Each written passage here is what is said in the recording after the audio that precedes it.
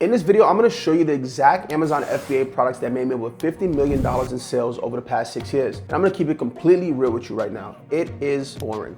There's no secret product hack, no trendy item, no viral product or SKU you gotta find. These are genuinely some of the most unexciting products that you'll ever hear me name out loud, but that's the point. They work and no one's looking for them. I've been selling on Amazon for years. Last year alone, we did over $15 million in revenue using this one specific model and over $50 million cumulatively. I've coached students like Naomi and Amir to having a 7-figure per year business, Patricia to hitting her goal and hitting over $11,000 in profit per month just 90 days into the business. And my guy Moat, actually one of our coaches, but prior student, who made his way out of his multi-6-figure per year corporate job in just 6 months. Every single one of them is making that money inside the boring categories that I'm about to walk you through now. So in the next few minutes, I'm gonna show you how 5 boring product categories I'd actually defend selling on Amazon. The underlying strategy that actually makes them compound on top of each other, and the one category at the end that almost nobody's paying attention to right now that's quietly the most profitable of all 5 of them. Before naming the 5 categories, I have to set up the frame first, because if you don't understand this part, the picks won't make any sense. Most Amazon FBA content tells you to go out there and find your own brand, a private label product,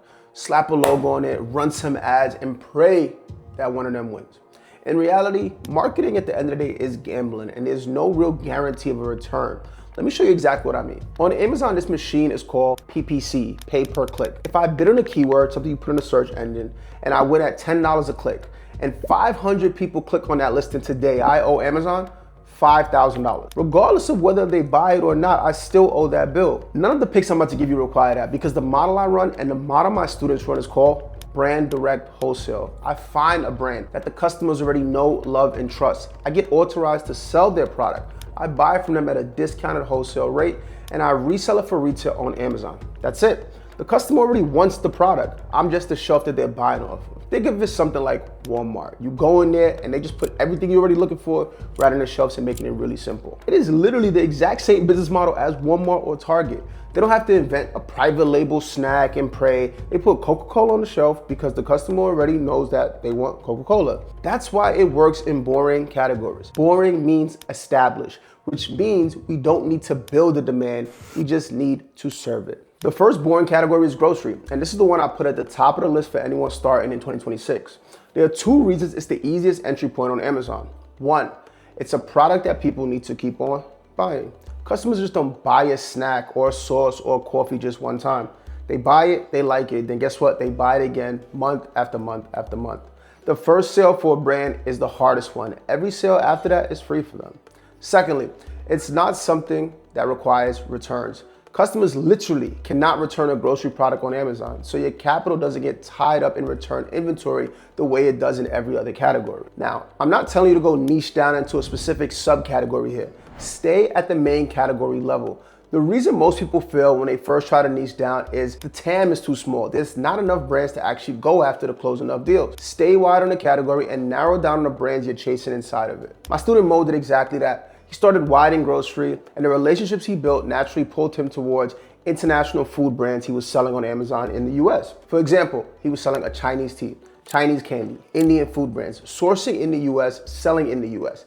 He didn't pick up the sub niche on day one. It's a sub niche that found him because he was the only operator showing up. 6 months in, guess what? He was able to quit his multi-6-figure job. My second category pick is beauty. It has the same underlying mechanics as grocery, repeat purchases, but since the product costs more, the margins tend to be higher. People buy beauty products like over and over again. If they find something that works, for example, like a face moisturizer, they'll be buying it every 2 months for the next 10 years. The customer's loyalty is doing all of the marketing for you. You don't need to convince them. You just have to be the seller that they can buy it from. I just closed a deal with a beauty brand using the exact playbook I'm gonna walk you through later in this video. The brand told me no on the first email. I came back with what their competitors were doing better than them that was causing them to actually leave money on the table on Amazon. Then guess what? They got on the phone, and now I'm the exclusive seller, making something to the tune of $300,000 per month with this brand from 2 phone calls. The third pick is health and household. This is where it gets interesting because this category is essentially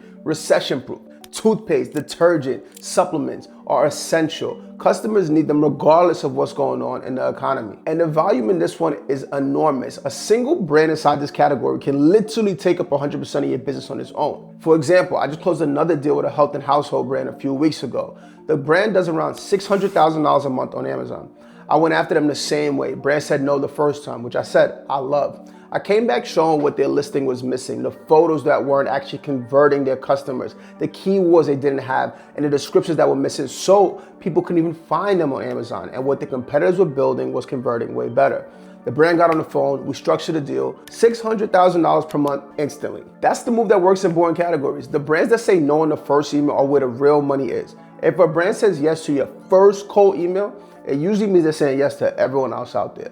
The brands that say no are the ones nobody's able to get through because most sellers walk away after the first no. So when you inject value and show them what the competitors are doing that they aren't, you give them education, not implementation. Because if you give them implementation, they will just walk away and do it themselves. But they need to understand that you know what you're talking about. Quick thing before I keep going. If you'd rather have me walk you through this entire brand direct system that took my own business from zero to over $50 million per year and got my students where they are now, the link's in the description. My partner and I onboard a small group of students each and every month just because they need to be the right fit for our community. Now, moving to my fourth pick, which is pet products. This is where the picks start getting a little harder because the margins start getting a little better because of one specific thing. Most pet brands are reluctant to sell to e-commerce sellers because they've either been burnt or they've been very protective of their distribution channel, or maybe they just don't believe Amazon is where their customer is. This category actually tends to have a lot of older clientele. This sounds like a problem until you realize it's the entire moat. The brands that are the hardest to get into are the brands with the least amount of competition and in turn, the best margin.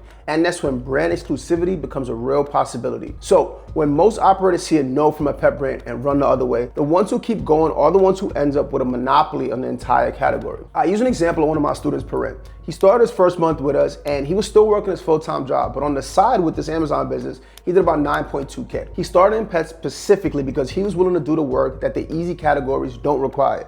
A few days ago, he sent us a message on his one-on-one chat and he just closed a deal with a pet brand that's gonna bring him in about $80,000 per month in revenue from that one single relationship. My last pick for this, and the pick that nobody's paying attention to right now, is what we call industrial tools. Most operators don't even look at this category.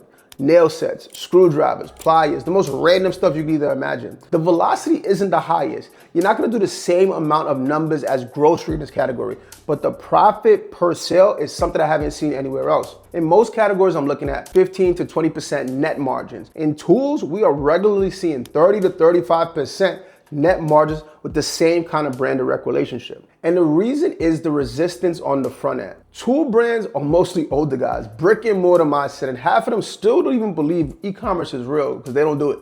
So when you reach out, most operators bounce on the first no and never come back. Again, the brands that say no are what? Are the brands with the highest profit margin. My partner Che just shot me a text in the morning and he was super excited because we just closed a deal with a brand new tool brand. This tool brand does around $200,000 to $250,000 per month. Not bad. So we're gonna be doing close to about $3 million per year with them. We're projected to net profit around $1.6 to $1.7 million per year from this one deal. Now we just put a test order in and it's gonna project about $32,000 just to see how things go, but I'm not mad at those two numbers. That's why tool brands are so lucrative because not a lot of people are looking at them. Now, here's the bigger thing that this one unlocks. The operator turns a brand relationship into real money is what I call going from 1 of 5 to 1 of 1.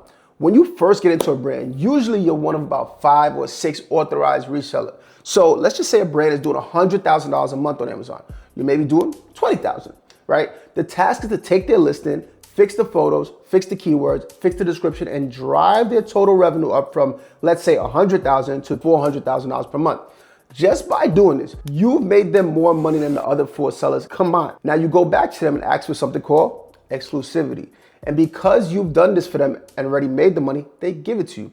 So you go from $20,000 a month with a brand to $400,000 a month with a brand without any additional relationships. It's the exact same product, same brand, same Amazon. Just 1 of 1 instead of 1 of 5. The strategy underneath all of these 5 picks is just that. Always go for brand exclusivity. One important tip before I close, the picks only earn their place if you know what they're beating. There are 3 categories I will tell anyone starting in 2026 to stay away from. Please pay attention. Electronics, jewelry, and clothing. All three are broken by the same thing, return rates. Look, Amazon is so damn customer friendly that returns on these categories are out of control. A customer buys a piece of clothing, small, medium, large, extra large, keeps one, returns three. You think you got 4 sales, you really got 1 and 3 returns. Jewelry on the other hand, they look nothing like the photos. They're all super duper edited. The customer gets disappointed, return rate, it comes back. And as for electronics, I have a few nightmare stories, but I'll just say this. They break and the customer wants returns. So your capital sits tied up for weeks while Amazon processes the returns without thinking twice. Now, Amazon is super cool because they do handle the returns for you, but you don't want your capital tied up when it could be making you money. I learned this the hard way back in 2020. When I first started selling, I picked up a children's electronic toy that took off. I was freaking doing $20,000 a day at a certain point for a stretch. And mind you, at this point, I was making $100K a year at my job. My partner and I were over the moon. We were jumping on the table, acting wild. We had over 30% returns though. And half of them came back broken. I had to fight Amazon for the money on the broken ones. By the end of the holiday season, that product was at, guess what? A freaking net loss. This is one of the big problems with electronics. They're expensive, the return rates are super high. The high days look like great numbers, but at the end of the quarter, they weren't a reality. This is what makes boring products make sense. Either they're not returnable products like grocery or some of the other categories I mentioned today, they have very, very low returns. Our business that does over $15 million per year, we only have a 1.6% return rate. Yes, Amazon handles all of them, so it doesn't add anything to our workload, but at the end of the day, I need my capital making money, and this is why these categories are able to compound. Even though this is where most sellers get stuck, picking the boring product is really the easy part. The hard part is that most of these categories and brands are gated, which means before you can even list the brand, you need to get approved through Amazon to sell. So click the video here and I'll walk you through the easiest way to get ungated on basically any brand on Amazon in 2026. The exact documents that work, what to send, what to skip, and what Amazon needs to see on the first time to actually approve you. Look, this is a really important video. If you're just getting started, you gotta get approved. I'll see you there.